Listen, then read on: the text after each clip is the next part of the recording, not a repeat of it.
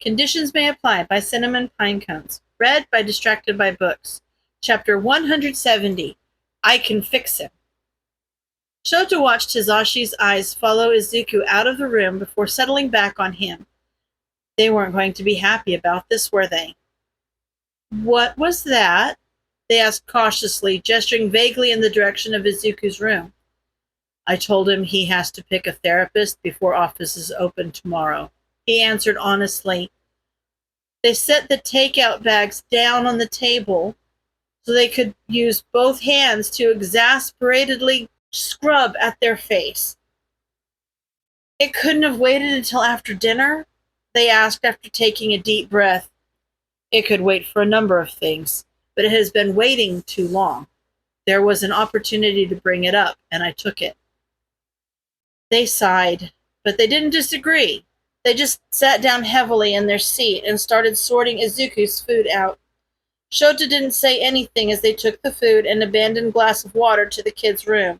Instead, he busied himself with pulling up a page of reviews for each of the therapists on the list Yagi had vetted for them. There likely wasn't a bad option. Whatever process All Might's team went through to whittle down thousands of practitioners into a handful of names most certainly took out any bad apples. But he was still going to check himself. He plugged away at his research throughout dinner, and Hizashi didn't say anything. He was waiting to get chewed out for handling the situation with all the grace of a bull in a china shop, but it never came. Thank you, they said instead. He must have made a questioning face at them because they explained without prompting. Done is better than perfect. We're teachers. How many times have we said that? They asked. Too many times to count. Exactly. It's never going to be perfect, and I was letting myself get bogged down by that for too long. I think too much and do too little sometimes. It was stressing me out, and now it's done. He didn't seem too upset anyway. He just hummed in acknowledgement before turning his computer toward them so that they could read the reviews he'd pulled up. Ah, I was wondering what you were working on. I already looked into them myself. Did you have one you were leaning toward? Difficult to say since they're the cream of the crop, but I was thinking, He paused to look back at the screen and make sure he had the right name. Suda Suzume? Zashi smiled at that, and he knew they had come to the same conclusion. I was thinking the same. A good sense of humor.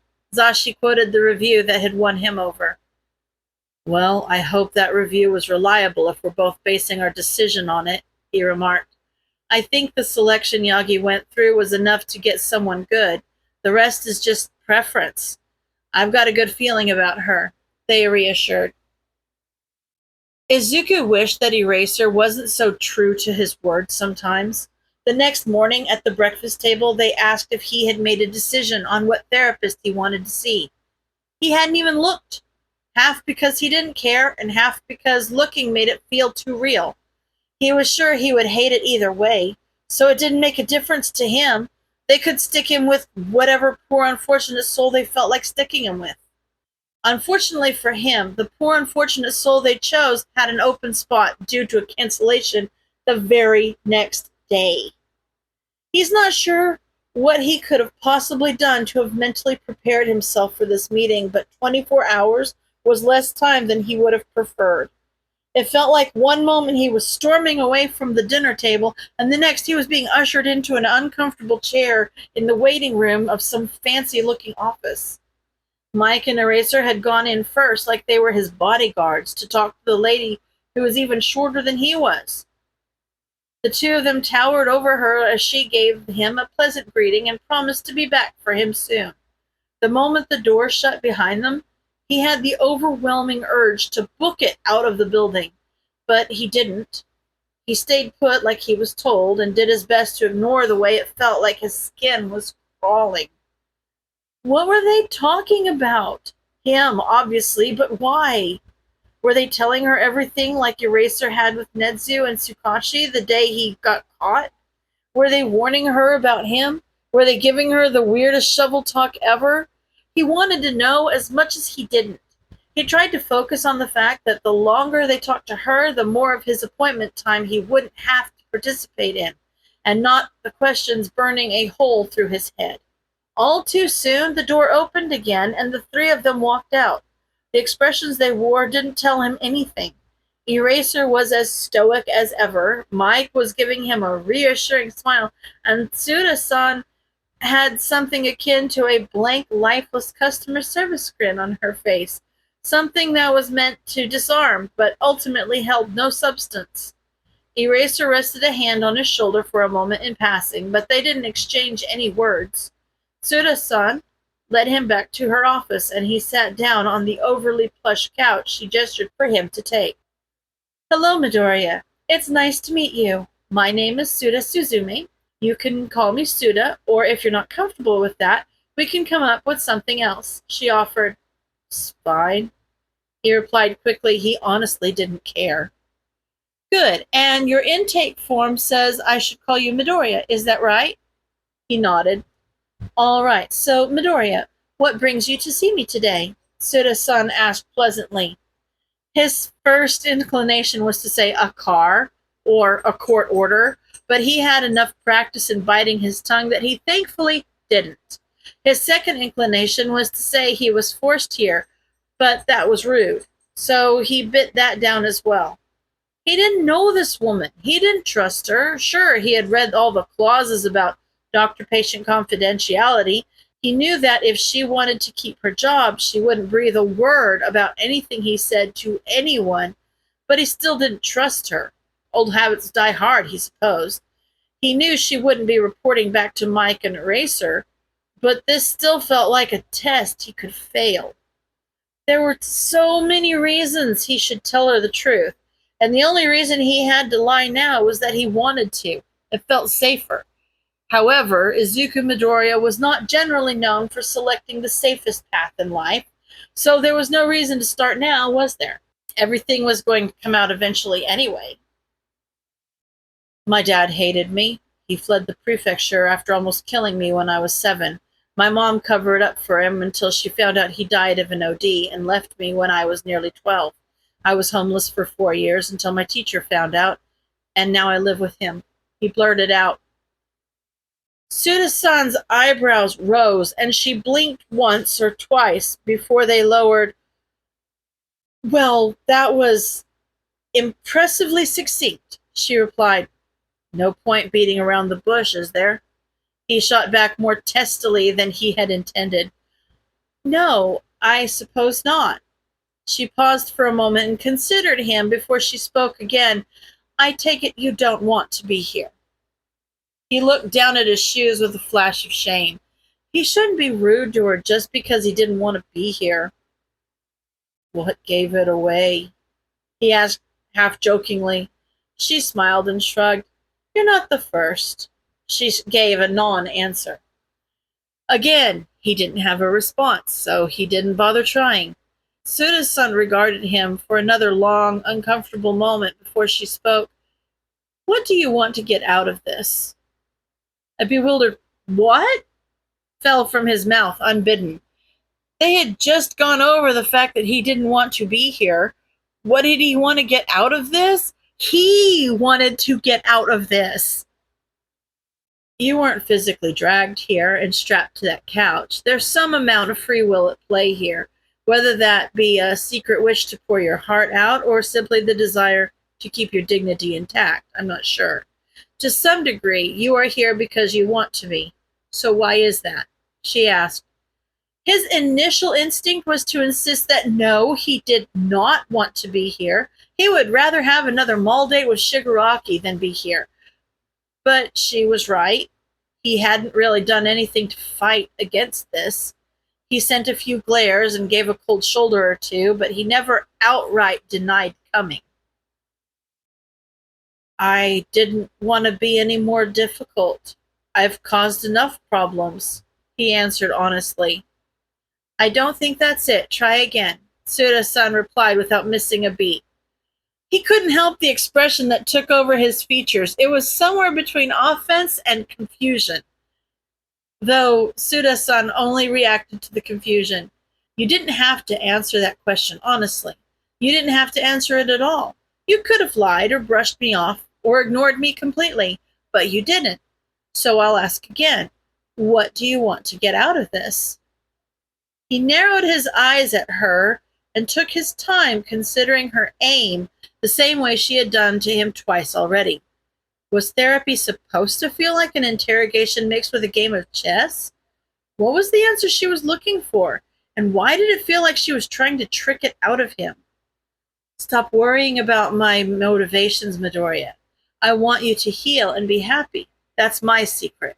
That's what I want to get out of this. You've given me an honest answer already. I want you to look under that honest answer, just a little bit deeper. You don't want to cause more problems. Sure, that's valid, but that's a surface level desire. Correct me if I'm wrong, but I assume you don't want to cause any more problems because you care about those you're causing problems for, she explained kindly. Yeah, I guess, he replied, still feeling like he was walking into a trap. Good, that's good. Empathy is an honorable trait, she replied. He expected her to say more, but she didn't. The room was taken over by what he assumed was supposed to be a contemplative silence.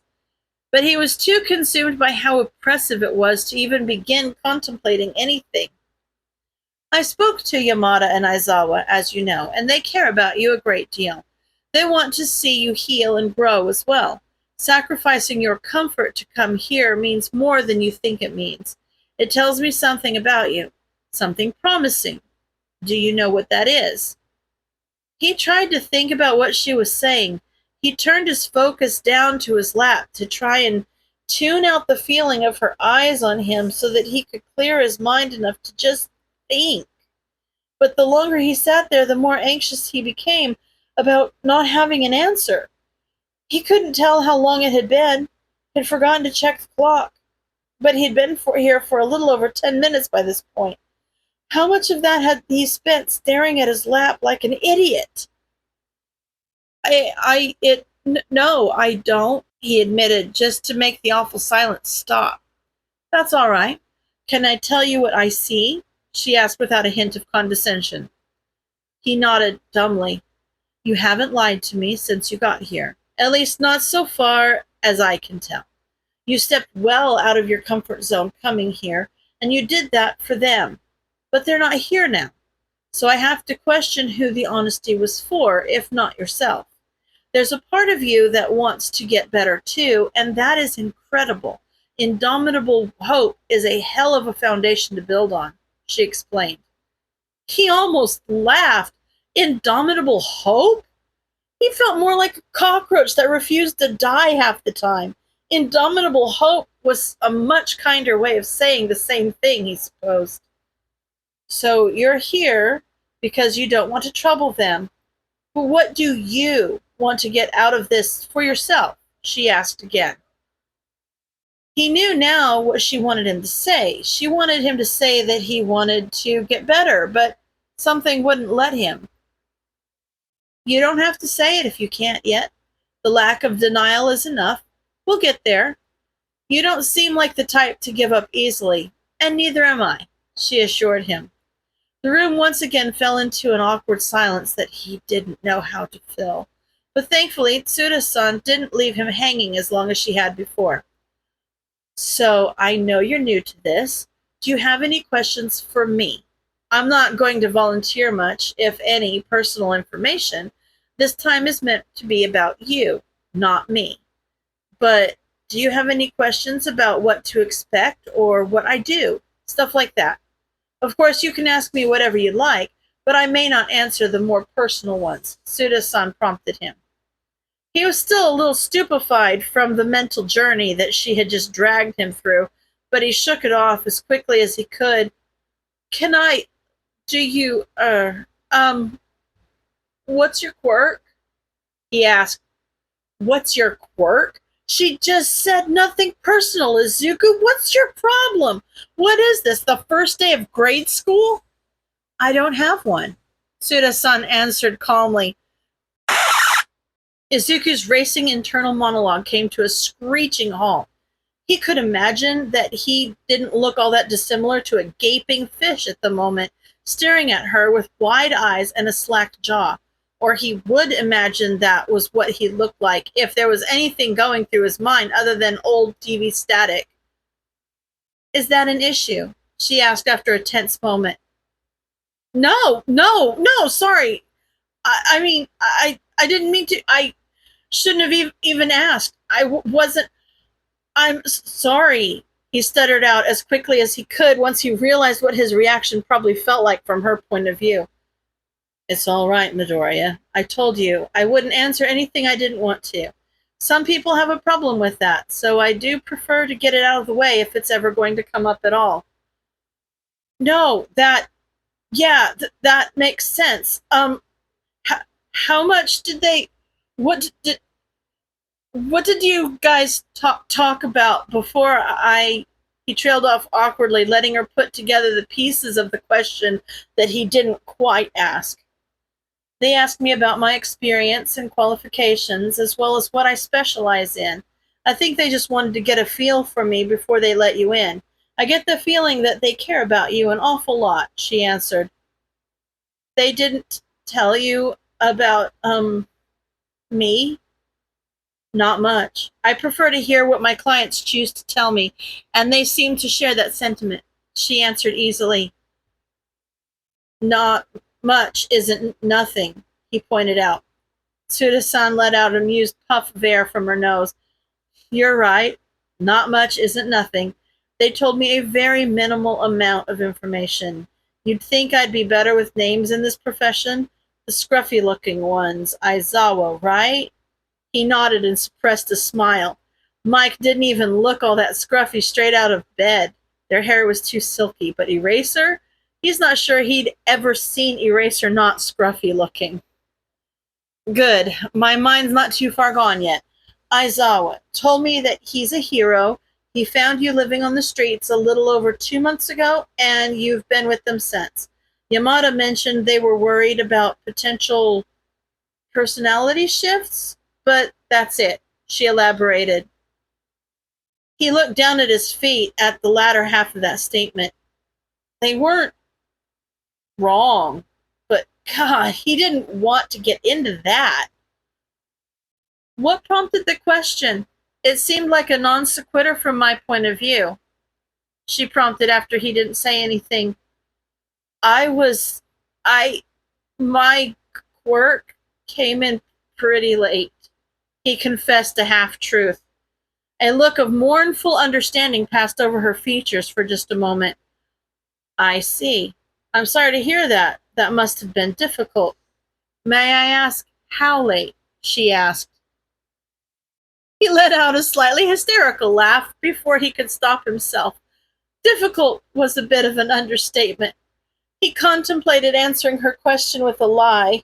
He still didn't trust her with the full truth, and getting a quirk at 15 was completely unheard of. But he had the documentation to corroborate his story should he fall under question.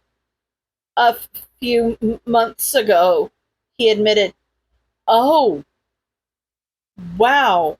Well, there's a silver lining to be had. I think you and I are going to be a good match, she said with a sad, understanding smile. He allowed a wobbly, uncertain smile to spread across his face as well. He felt kinship like he was a traitor. He felt kinship and like he was a traitor at the same time. She was part of something he never got a chance to see firsthand. What would she think of him if she knew the truth? And why did it feel like he was mourning something he had never even wanted in the first place? What are you thinking about? Tsuda asked him, interrupting his spiral. You looked happy for a second, but not anymore. What happened? She clarified when he looked blankly at her. I don't want to talk about that. He forced out a response before that awful silence could return. Okay, we can talk about something else. Do you mind telling me about yourself? It doesn't have to be your tragic backstory. You can say anything. I just want to get to know you. She relented quickly and with no judgment. I go to UA. I'm in the hero course. He tried to say with pride, but he knew that anyone who watched the news would make the connection as to what that meant pretty quickly. Oh, wow! Oh, wait. Suda-san came to the conclusion he figured that she would rather quickly. He had to stifle a laugh at the series of expressions that passed over her face. They were subtle and suppressed, but he was too attuned to monitoring others to miss it completely.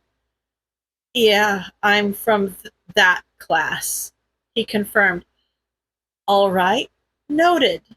We can come back to that later. Aside from that, how has UA been? It's been it's been amazing, more than I could have dreamed of, he answered honestly again. That's great. I'm happy for you. Tell me about it, she prompted. She sounded so genuine, and he couldn't find a hint that she was lying. She nodded along and listened attentively as he stuttered through, telling her all the non-traumatic tidbits he could think of about his friends and his teachers. She admitted she hadn't caught the sports festival and asked if he would mind if she went back and watched him compete. He tentatively agreed. That last match with Katsuki wasn't something he was overly proud of, but the rest was. She was nice, and she didn't push him to say anything more for the rest of the allotted time. They set up a time to meet again next week, and he found that he wasn't dreading it nearly as much as he thought he would. End of chapter.